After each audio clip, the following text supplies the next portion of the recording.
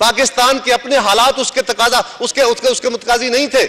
हमें एक security state के तौर पे इमर्ज होने की या पाकिस्तान के वसाइल को सिक्योरिटी की तरफ कन्वर्ट करने की जो कंसीव किया गया था पाकिस्तान, वो एक सोशल वेलफेयर स्टेट था। एक सोशल वेलफेयर स्टेट से हमें एक सिक्योरिटी स्टेट में कन्वर्ट करने में आपका रोल है।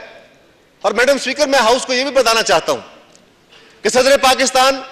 अपने वफद के साथ जब बायलैटरल ट्रायलैटरल डिस्कशन के लिए अमेरिका गए तो उन्होंने अमेरिका की तमाम फोरम्स के ऊपर सदर अमेरिका से लेके प्रेसिडेंट ओबामा से लेके उनकी सेनेट की, उनकी ऐवान नुमाइंदगान की कमेटियों के सामने या उनका जो बायलैटरल डिस्कशन थी हमारी उनके ग्रुप्स के साथ, उस फोरम पे या ट्रायलैटरल जो डिस्कशन थी जिसमें अफगानिस्तान, पाकिस्तान और अमेरिका की लीडरशिप शामिल थी, उन सभी के सामने ये बात बड़ी वाज़ेह तौर पे कही।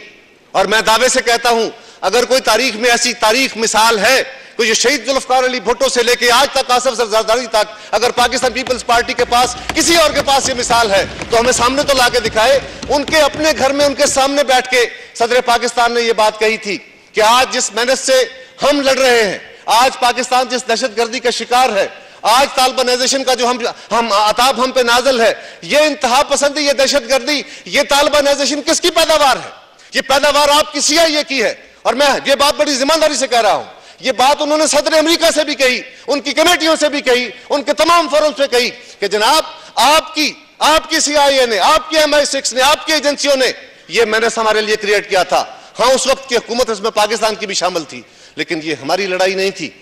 आपकी लड़ाई थी। और आपकी इस लड़ाई में जब आप सक्सेसफुल हुए,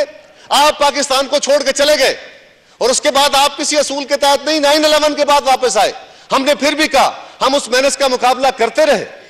आज भी कर रहे हैं। और हम ये कहते हैं, बार बार कहते हैं कि हमें दुनिया की किसी कौम को, दुनिया के किसी मुल्क को, किसी ताकत को खुशामद करने के लिए नहीं, बल्कि पाकिस्तान की बका के लिए,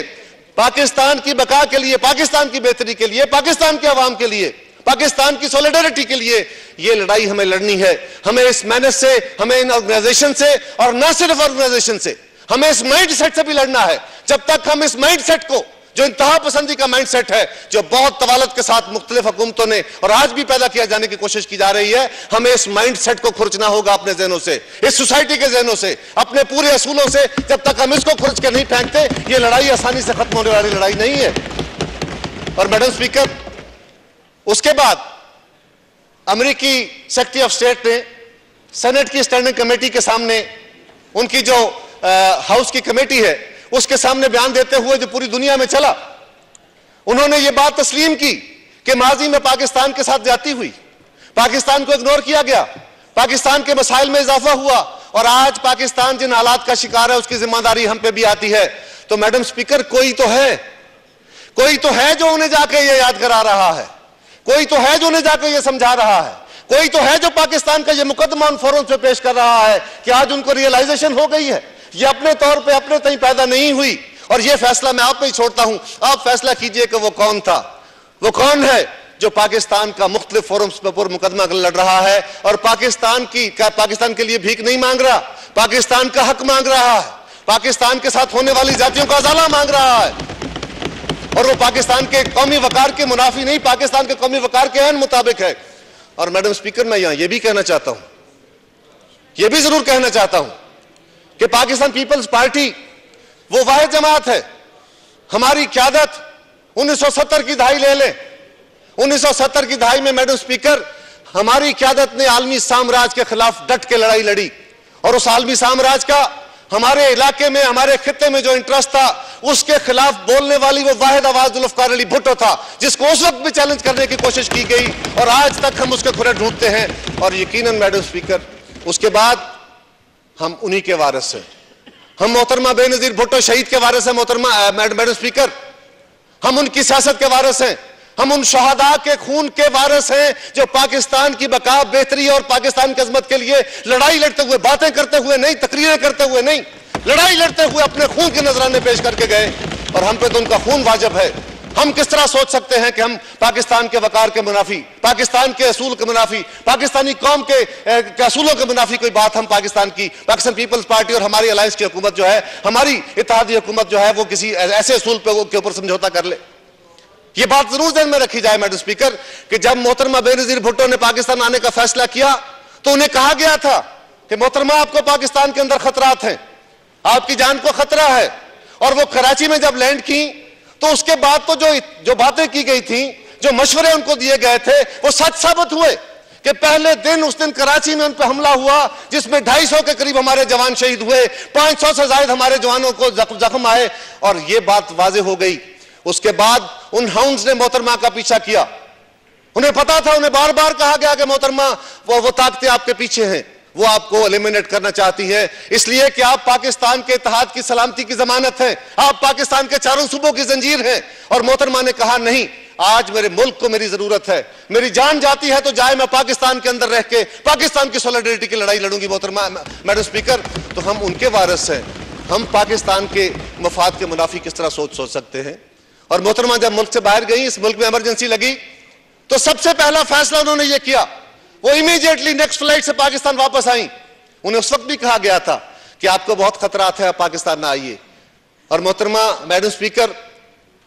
हमारे साथ अमरीकी रवैया जो भी था माजी में, वो उसका पूरी कौम, पूरी तारीख उसकी आगाह है।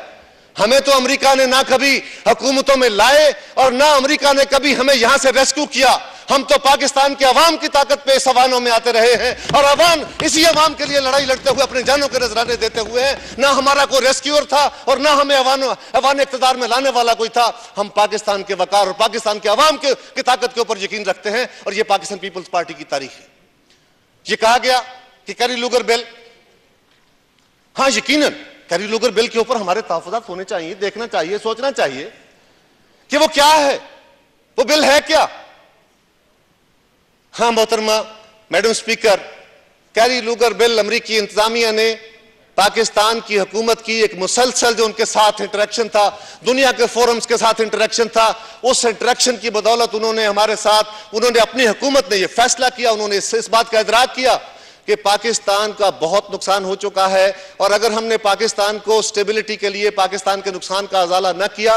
तो फिर हमारे भी नुकसान हो रहे हैं। ये कलेक्टिव लड़ाई है जो पाकिस्तान आज लड़ाई लड़ रहा है वार ऑन टेरर पे, वो सिर्फ पाकिस्तान की लड़ाई नहीं है, वो इस खित्ते की लड़ाई है, वो पूरी दुनिया के अमन की लड़ाई है। और हमने दुनिया को ये बात वाज़ेह तौर पे कही है मैडम स्पीकर कि अगर पाकिस्तान खुदा न खास्ता नहीं, हाँ पाकिस्तान इंशाअल्लाह ताला अल्लाह के फजल से ये जंग जीत रहा है और जीतेगा। और हमारी अफवाज ने, हमारी सिक्योरिटी फोर्सेस ने, पाकिस्तान की अवाम ने कुर्बानियों की लाजवाल दास्तान उससे लिखी है कि हमने दहशतगर्दी की उस वेव को, जिसमें हमारे दुश्मन बगलें बजाते थे, यहां पे भी कुछ लोग थे जो समझते थे कि शायद हुकूमत इस वक्त में फंस गई है, अब आईडीपीज के इशू से बाहर नहीं निकलेगी, दहशतगर्दी की लड़ाई से नहीं बच सकेगी। लेकिन तारीख ने साबित किया मैडम स्पीकर कि जब अक़वाम इकट्ठी हो जाती हैं, जब कौमें हुकूमतों के पीछे, अपनी कौमी इदारों के पीछे, अफवाज के पीछे खड़ी होती हैं, तो ये मैनेज क्या, ये दहशतगर्दी क्या, इससे बड़ी लड़ाइयां जो हैं वो जीती जा सकती हैं मैडम स्पीकर। और आज दुनिया अंगश्त बन रहा है, दुनिया परेशान है, हैरान है कि पाकिस्तान किस तरह इस इतनी बड़ी लड़ाई में कामयाब हो गया। और पाकिस्तान के इस मुकदमे को जब हमने दुनिया के मुख्तलिफ फोरम पर पेश किया तो फिर पाकिस्तान का अदराक बढ़ा, पाकिस्तान की जरूरतों का, पाकिस्तान के साथ होने वाली नुकसानात का। और बाइडन लूगर बिल से ये कैरी लूगर बिल बना। इस कैरी लूगर बिल में, और ये भी मैं, आप मेरे यकीनन सारे ऐवान के मेंबरान इस बात को जानते हैं, प्रेस के दोस्त इस बात को जानते हैं कि हमारे दुश्मनों ने दुनिया के उन फोरम्स पे, उन ममालिक में अपने खसूसी दस्ते भेजे, अपने खसूसी डेलीगेशन भेजे और बहुत बड़े बड़े अमाउंट पे, मिलियंस ऑफ डॉलर्स पे उन्होंने वहां पे फर्म्स एंगेज की ताकि पाकिस्तान का ये बिल, पाकिस्तान की फेवर का ये बिल पास ना हो सके। लेकिन फिर भी उन्हें नाकामी हुई। मैडम स्पीकर, वो बिल है क्या? वो बिल अमरीकी इंतजामिया ने, अमरीकी हुकूमत ने अपने तौर पे एक लेजिस्लेशन पास की है, एक लेजिस्लेशन पास की है, उनका बिल है। ये इसी तरह का बिल है जिस तरह पाकिस्तान की हुकूमत जो है या पाकिस्तान के मेंबरान जो हैं, ये कोई बिल पेश करे, इस असेंबली में डिबेट हो, हम पाकिस्तान के मफाद में, पाकिस्तान की जरूरतों को देखते हुए, पाकिस्तान के असूलों को देखते हुए, पाकिस्तान के आइन को देखते हुए अपनी लेजिस्लेशन करेंगे मैडम स्पीकर। और हमें इस ऐवान को भी देखना होगा, हमें पाकिस्तान के अवाम की जरूरतों और ख्वाहिशों को भी देखना होगा।